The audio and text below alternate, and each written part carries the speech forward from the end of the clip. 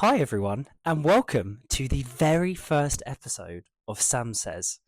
This is going to be a new series of regular videos that I post where I can share information about my upcoming projects, whether that's a new short film or a play, for example, which is what I'm currently working on, and also to share my thoughts on wider issues to do with music, pop culture, anything that's in the zeitgeist, really.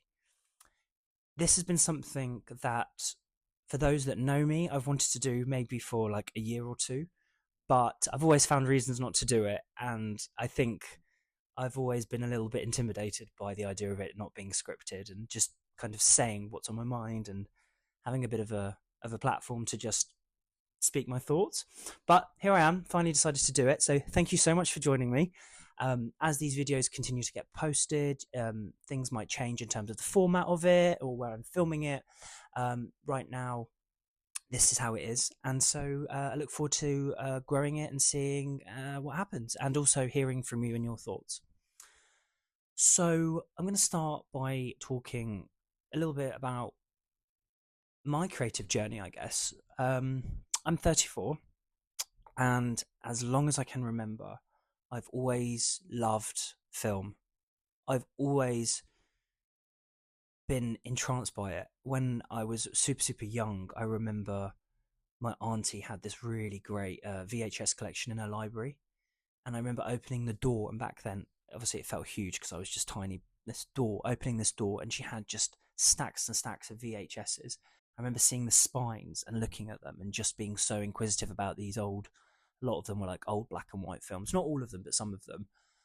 And I remember seeing the sleeve or the spine. Do you call it a spine on a VHS cassette? I'll have to Google that. On the spine of Whatever Happened to Baby Jane. And I remember being so curious about it, but being told I wasn't allowed to watch it, which made me want to watch it even more. But yeah, I think my fascination with old Hollywood started from there. My uncle had these beautiful coffee table books of old Hollywood actors like Greta Garbo, Clark Gable, Betty Davis, Jean Harlow, and I remember just sort of like devouring it. And then as I got older, I would consume more. I remember watching the original King Kong with Fay Wray, Grand Hotel. Oh my god, so many films. And I think from there, my love of cinema just grew and evolved. And it's something that I continue to be inspired with. I think for a few reasons, mainly because there was such an elegance and a glamour to those times. And I think the way that storytelling was told, it had more it had more class, I think, compared to a lot of stuff nowadays. I think there was a lot of I don't know, I think there was so much craft that went into those 20s and 30s films. Um, and obviously today, of course, so much craft still goes into filmmaking. But I think looking back on that sort of bygone era, camera movements and the way characters were really built, there was real plot, and camera takes were like slower, like shots would develop. And even like the practical effects that they would do in films that were all either in camera or with plate glass and painting, like matte design and stuff, I think was so inspiring.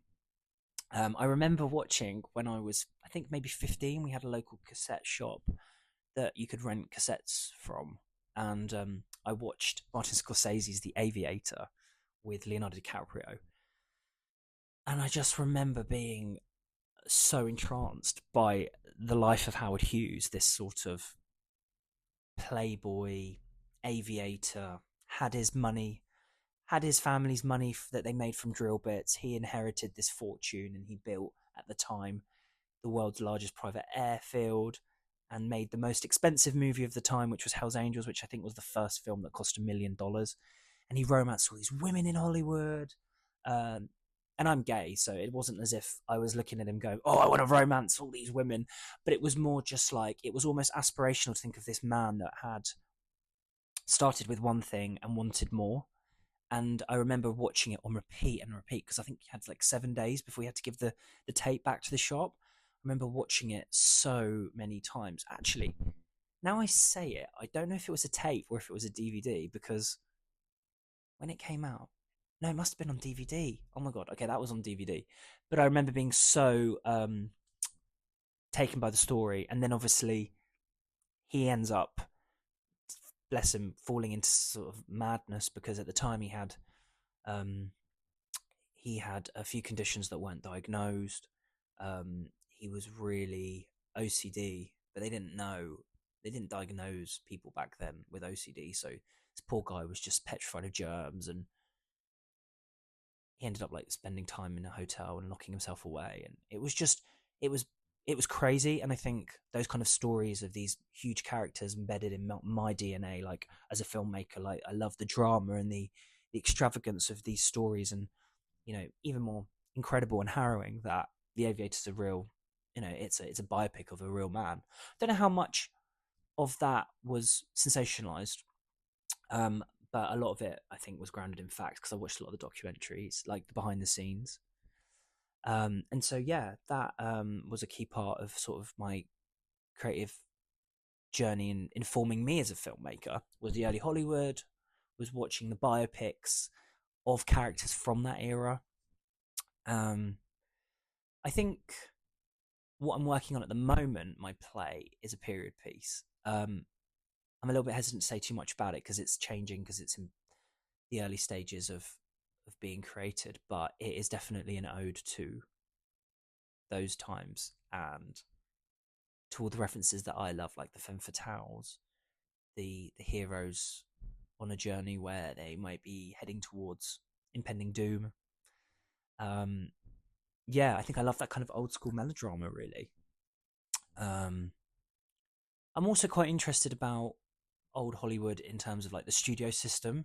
I studied that a lot when I was at college because I studied, well, for context, at college I did film and media, and then I went on to university and I did a film degree, and I specialised in directing. And during doing media studies, learned a lot about the Hays Code, the censorship in Hollywood.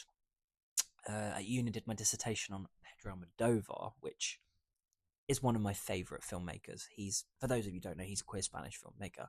He's done incredible, beautiful, elaborate feature films, often centered around women and the struggles and the multi-layered dynamic of what it is to be a woman.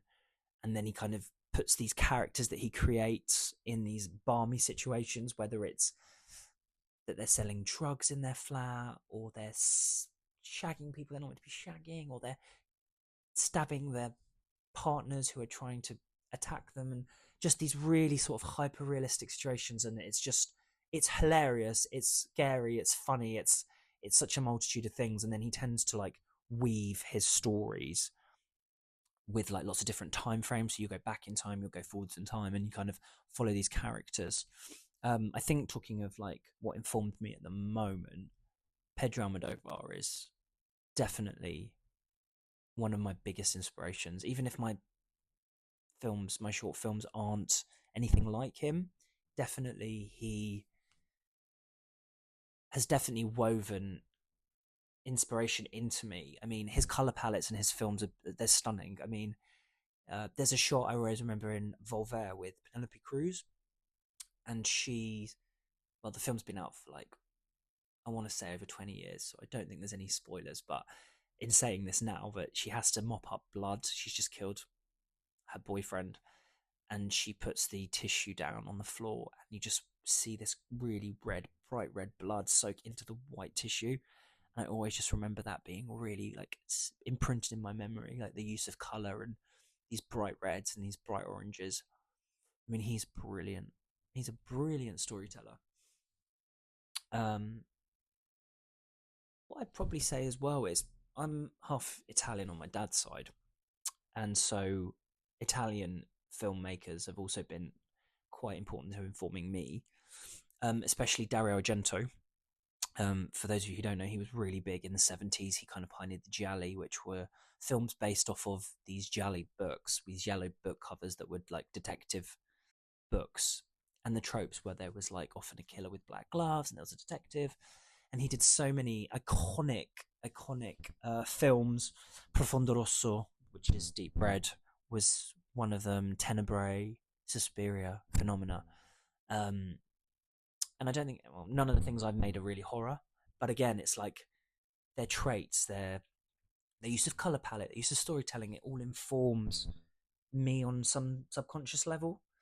Um, and I was lucky enough, actually. He has a shop in Rome. He has a shop with memorabilia in from his films. Like you go downstairs in the shop, and there's like a dungeon, and the dungeon has all the props from the films. And I was like a kid in a candy store. I was so excited to see these props, like from the 70s, the 80s. I was like, oh my goodness. So it was really amazing having my picture taken with all these props. Um, but he's really famous for also having incredible music in his films. He teams up a lot with a band called Goblin, to do these really like, I don't know how you describe it really. There's a lot of like guitar and a lot of bass, but it's really interesting. So I'd say that's probably like another filmmaker that really inspires me. Um, but when it comes to my own work, I guess the films that I've made, the short films that I've made, they're very drama based. They're very based on people, not really special effects or anything like that. It's more, I like writing about people because I find people so interesting. Like, I really enjoy being at an airport and having time to just sit and watch people go by. Like, for me, that is so fascinating, being able to study people. I feel like in my life, actually, I am an observer. To quote, to quote even my favorite author, Christopher Isherwood, in his book Goodbye to Berlin, which is on my shelf, uh, he says in the opening pages, "I am a camera," and he is the camera observing through the shutters, the street, and life. And I think I mean, we'll talk about books at a later date because that's a whole nother thing. But I think that's why I just adore his writing, because I feel like I'm that observer in almost every situation in life. It doesn't matter if I'm on my own or if I'm with a group of friends or just out and about. I'll often feel this like detachment, not even in a bad way, just I feel this kind of observational viewpoint that I have just comes over me, and I really enjoy watching people, seeing what motivates people, seeing how people react, seeing how people do things differently. You know, you could be taking out the bin, the bins, the bin bags, and putting them in the bin, and you know, you could do that one of 1,000 different ways, and everyone will do it slightly differently.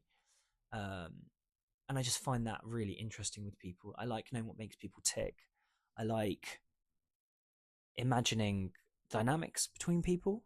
So, like at airports, as I said, I enjoy trying to figure out, is that person a spouse, or have they just met? What's the backstory? In a way, I guess I'm filling in the gaps like I would when I'm writing a story with characters. I'm trying to figure out what their backstory is.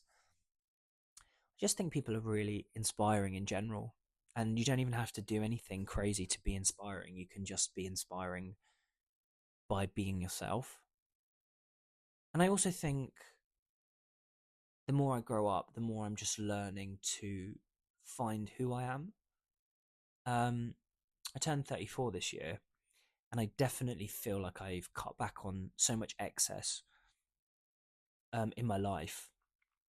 Um, I haven't had alcohol for a year and a half, which has been such a revelation. It's really taught me to look within myself and pull out, um, find confidence in situations where I maybe would have had a drink to help me. Um, and so, yeah, scaling back has been really great in that respect. And even hanging out with less people, but the people that I hang out with, investing more in them, has been really good for me. Um, and so, yeah, that's a little bit slightly off on a tangent there, but that was a little bit about, I guess, my creative inspirations and things that so far have influenced me. But honestly, everyday life inspires me. Um, I find inspiration comes really in different ways, but a really good way I found is to go walking. Like when my legs are moving, the subconscious starts to work. And I think when I sit at my desk and I try and write something, it can just be like staring at a blank wall, and I'm like, oh my goodness, like nothing is coming to me. And then I'll go on a walk, or even like just do the washing up, and somehow the muse comes down and these ideas form, and it's a blessing actually when that happens. It's really lovely. So yeah, I think I'm going to wrap up now. As you can probably tell, I have had no structure in this video. Started on one thing, went on to another. But hey, maybe next time when I do a next video, I'll write a little list of things I'm going to cover. Thank you for your patience. Thanks for sitting through this if you've got this far. And let me know if you liked it, if you enjoyed it, if you have any thoughts, if there's anything you resonate with, if there's anything that I do that you do, because I feel like we're all very similar in many ways, although we can be so different with our gender, with our race, with our geographic location. As humans, we share so many things, and we are stronger together than we are divided. So let me know. Thanks again for watching, and hopefully see you in the next one. Okay.